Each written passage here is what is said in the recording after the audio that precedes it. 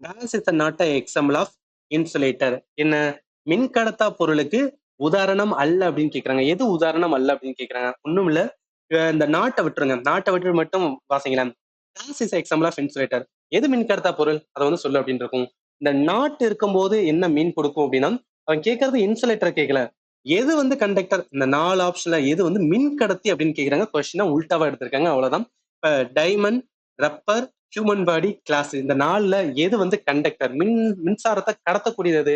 டெஃபினட்டா சொல்லலாம் human body. Anniyan படம்லாம் பார்த்திருப்போம். இவன் நம்மளே ஃபீல் பண்ணுவோம். சுவிட்ச்ல கை வைக்கும் போது கரண்ட் நமக்குள்ள வந்துனா பாயும். ஸோ அதெல்லாம் என்ன? அப்ப நம்ம பாடியுமே என்ன அப்படின்னா ஒரு கண்டக்டரா தான் ஆக்ட் ஆகும். கொஸ்டின்ஸ் வந்து கண்டக்டர் கேட்டதுனால சி தான் ஆன்சர். டைமண்ட், ரப்பர், கிளாஸ் மூணுமே ஞாபகத்துல வச்சுக்கேன். அது அப்கமிங்ல கேட்கறதுக்கு நிறைய சான்சஸ் இருக்கு.